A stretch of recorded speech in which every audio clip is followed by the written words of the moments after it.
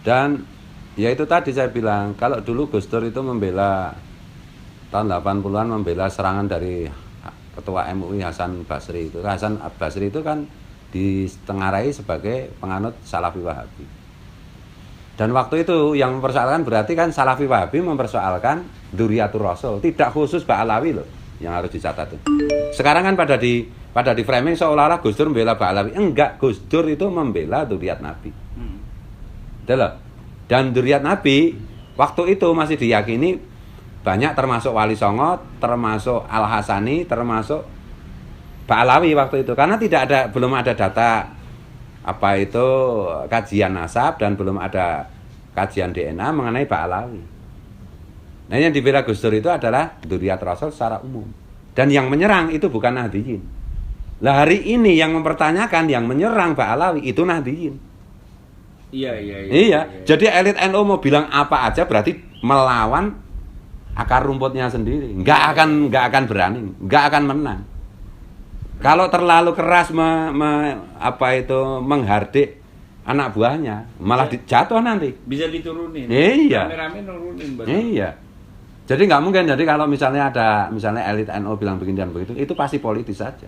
Itu pasti sementara sampai pilpres ini selesai. Kalau pilpres selesai nanti ngomongnya lain lagi. Iya. Aslinya kan itu waktu tuh Gus Yahya waktu sebelum jadi ini kan bilang sendiri. Iya. Yang datang kemari cuman mau apa namanya? Dihormatin, tapi tidak mau menghormatin balik kan. Cari duit. Cari duit aja. Iya. Tapi sekarang Gus Yahya, makanya saya kaget kemarin malah apa nih? Ya udah pakai apa nih barokahnya aja, ya tidak bisa gitu. Karena saya itu memaknainya begini, karena Gus Yahya itu tahu tidak bisa dihentikan. Yang bisa itu hanya diminimalisir akibat buruknya gitu, mungkin kerusuhan, mungkin apa gitu. Dan ada kepentingan PBNU mengamankan bangsa ini. Kalau saya memaknainya seperti itulah. Nanti kalau ini sudah hajatan demokrasi sudah selesai, saya kira Gus Yahya akan berbeda lagi. Iya. Pembicaraan. Karena sebenarnya topik ini itu kalau mau jujur itu yang mulai kan Gus Yahya. Iya. Yang memviralkan memang saya, tapi beliau sendiri yang ngomong. Benar. Saya waktu itu lihat kok. Iya. Gus Yahya bilang yang Alatas, yang Ben Yahya, yang ini. Makanya kan HL itu Habib Lutfi itu kan keluar dari NU sempat kan buat apa nih? Jatman kalau tidak salah ya, Jatman itu. Jadi seolah-olah saya yang mulai, enggak, saya cuma memviralkan punya Gus Yahya, saya menggarisbawahi statementnya Gus Yahya, dan saya sendiri tidak menduga kalau bisa seluas ini, selebar ini persoalannya, dan ada data-data terus-menerus, setiap hari itu ada update data mengenai Ba'alawi itu bukan dzurriyyat Rasul, bahwa Ba'alawi itu DNA-nya Yahudi, tidak membawa darah Quraisy saja tidak, bahwa Ba'alawi itu kalau soal sejarah masuknya itu saya udah agak ngerti lah zaman SMA itu. Karena saya suka buku-buku sejarah ya. Itu mereka datang ke sini yang membawa itu kolonialisme Belanda, makin diketahui publik kan. Dan yang selalu mengklaim dirinya adalah keturunan Nabi kan kelompok Ba'alawi aja. Iya. Kalau pendatang seperti antum dari Yordan nggak pernah minta diakui, nggak pernah diakui dan nggak pernah minta diakui. Iya. Dan nggak pernah minta diistimewakan, biasa aja. Nah, dari Maroko, dan orang-orang yang datang kayak misalnya leluhur antum, leluhurnya Said Zulfikar segala macam, itu datang ke sini udah kaya gitu loh. Tapi kalau Ba'alawi itu memang kere. Fakta sejarahnya itu mereka kere ke sini untuk cari duit ya. Bahkan banyak puisi-puisi orang sana itu berharap anak cucunya untuk datang ke Jawa membawa kekayaan dan kembali ke sana, meskipun terus akhirnya nggak mau kembali. Jadi Jawa itu bagi komunitas Ba'alawi Yaman itu memang surga untuk mencari harta. Iya. Ini jejak sejarahnya mulai dari kasidah-kasidahnya banyak sekali kok. Dibuat acara nanti dapat duit dari acara itu ya kan banyak di situ. Dan sekali lagi kita itu tidak mempersoalkan mereka itu turunan siapa, mereka datang dengan bagaimana. Yang kita persoalkan itu kelakuan mereka hari ini. Dan bagi saya inti dari persoalannya, kelakuan mereka itu hanya bisa dihentikan kalau mereka oleh publik diketahui sebagai bukan dzurriyyat Nabi. Iya. Kalau masih diyakini sebagai dzurriyyat Nabi, ya mereka akan berulah terus. Bagi saya kayak Bahar, kayak Ridhe, kayak si Taufik Segaf, enggak penting. Saya enggak mau memenjarakan mereka atau menganiaya mereka, enggak. Kalau sekarang misalnya mereka ditindak secara hukum macam-macam ya, tapi klaim bahwa mereka dzurriyyat Nabi itu masih berjalan, mungkin 10 tahun, 20 tahun, 30 tahun, 50 tahun akan muncul Ridzik baru, Taufik Segaf baru, Iya. Bahar Smith baru. Iya. Itu masalahnya.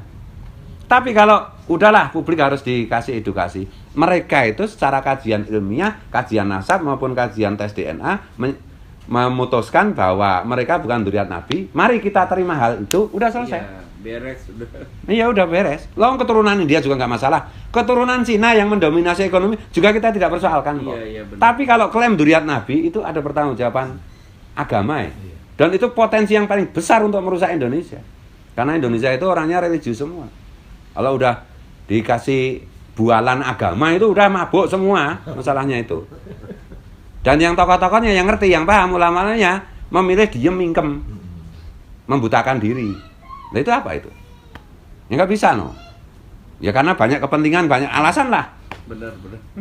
Ya kalau yang sudah sepuh-sepuh tidak mungkin berbicara atau apa, saya bisa memaklumi. Tapi ya kadang-kadang kita sendiri ya jengkel juga ini. Tapi Pribumi sendiri juga membiarkan saudaranya diperbudak gitu. Iya, diperbudak. Iya. Ada teman saya sampai jual-jual apa demi ada acaranya, adalah Oknum Habib jual apa saya bilang sampai kamu sendiri perlu uang, kesian. Dia kerja potong-panting ya jual barang demi kalau ada acaranya itu ya udah dihabisin sampai rumahnya dijual kalau perlu.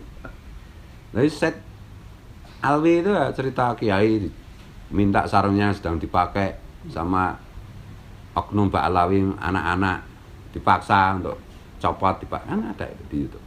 Banyaklah kan kasus saya. Ini semua berawal dari klaim mereka sebagai dzurriyyat Nabi. Benar. Dan terbukti mereka memang palsu, bukan dzurriyyat Nabi. Iya. Kalau dzurriyyat Nabi benar nggak ada kelakuan kayak begitu. DNA-nya itu akan menyetop dia untuk melakukan hal-hal yang keji seperti itu. Bahwa mereka melakukan kekejian seperti itu bukti lain lagi bahwa mereka memang tidak punya DNA Rasulullah. Betul loh? Iya. Kalau saya begitu, secara ilmiah tes nasab gagal, tes DNA gagal, tes perilaku gagal, udah 3 ini. Ya apa ada keturunan Wali Songo? Ini aku keturunan Nabi, sarungmu tak pakai? Nggak ada kayak gitu. Ada. Apa keluarga antum yang dari mana? Ada. Yordan ya? Kerja. Jawa ini aku Kerja potong-panting. Iya dah. Kerja potong-panting. Cuman saya gara-gara waktu pas gempar-gempar gini, akhirnya saya masuk ngawur wis, masuk istana, masuk ini semua tak masukin wis sudah apa namanya? Supaya nanti apa? Kedepannya lebih enak gitu loh. Iya. Enggak aman selain Mbak Alawi itu aman. Oh enggak bikin ulah kok. Dan terbukti kok. Terbukti dzurriyyat Nabi kok. Dan saya kan bilang 85% orang Indonesia itu sudah membawa darah Rasulullah. Baik dari jalur laki-laki maupun dari jalur perempuan. Itulah strategi Wali Songo untuk mengalirkan darah Rasulullah kepada semua pribumi Indonesia.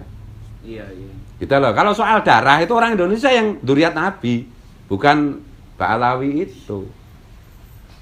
Kalau soal darah itu ya pendatang dari Yaman kayak antum, pendatang dari Maroko kayak si Zulfikar, itulah yang dzurriyyat Nabi beneran. Dan semuanya kan nggak pernah minta privilege, nggak pernah minta diistimewakan, nggak pernah minta pengakuan. Kita ngurus apa lagi nasab melalui narkoba, kita tes DNA itu karena mereka menantang kan.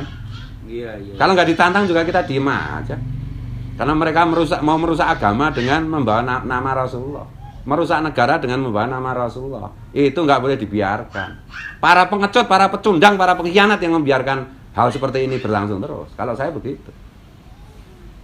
Nggak usah ngaku Islam lah, kalau nggak membela Rasulullah. Ini Rasulullah, nama Rasulullah sedang dirusak. Malah nuduh balik, framing, pembenci dzurriyyat Nabi. Siapa? Saya nggak membenci antum. Iya. Kalau saya membenci dzurriyyat Nabi, saya membenci diri saya sendiri dong. Aku juga dzurriyyat Nabi, gimana sih? Tunggu aja hasil tes DNA nanti. Tes apa buku nasab jelas saya dzurriyyat Nabi. Loh, mereka tes nasab aja gagal. Tes DNA nggak berani. Ngaku-ngaku tuh. Itu masalahnya.